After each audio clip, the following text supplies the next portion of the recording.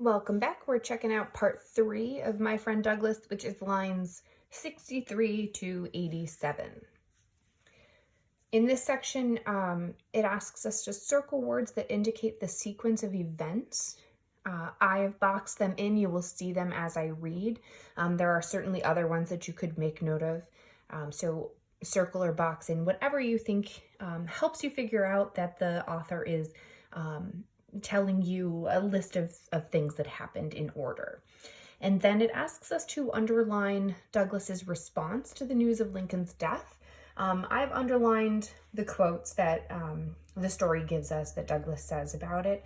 But if you feel that there's something else that's important to underline, certainly make note of that. Okay. A month later, on April 9th, 1865, Generals Grant and Lee met at,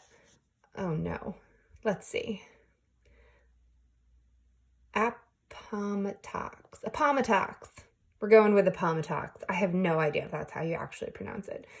Courthouse in Virginia, where Grant accepted the surrender of Lee's Confederate Army. After almost 4 years of savage fighting, the Civil War had ended.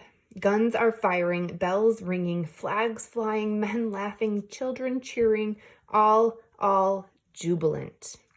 And I've made a note that on the side here that jubilant means a feeling of great excitement or joy.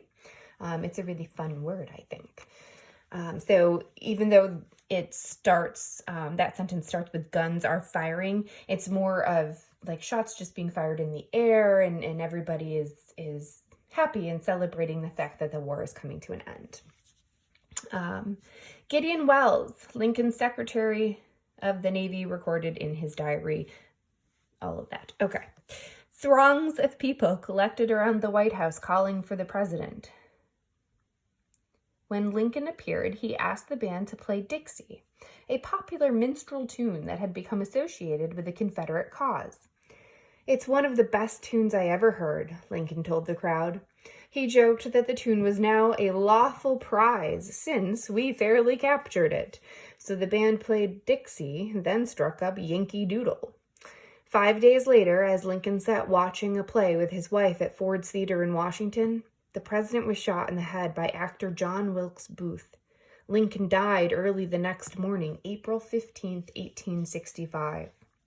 A dreadful disaster has befallen the nation, Frederick Douglass told a memorial service in Rochester that afternoon. It is a day for silence and meditation, for grief and tears. For Douglass, Lincoln's death was a personal as well as a national calamity. And you'll see I've made note on the side that calamity is an event causing great damage.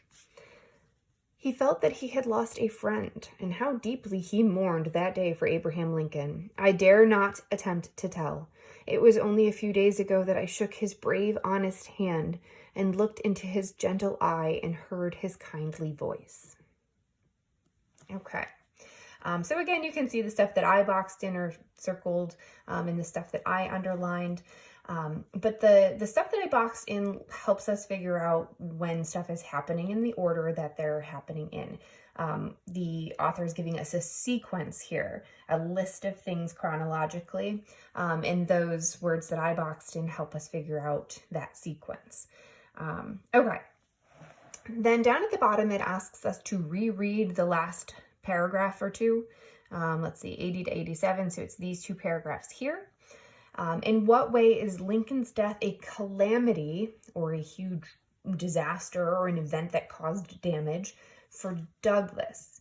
And in what way is it a calamity for the nation? So Douglas specifically says it's not just a calamity for the nation, although certainly it is, but he says he felt it on a very personal level. So what this question is asking is, how did Lincoln's death affect in a damaging way the nation, and how did it affect in a damaging way Douglas himself? Now think about the fact that Douglas is African American. Lincoln is someone who is the person who emancipated or freed the slaves, and also welcomed Frederick Douglass into the White House and made him feel like his opinion mattered. So think about those things when you answer that question, and I will see you in the next video.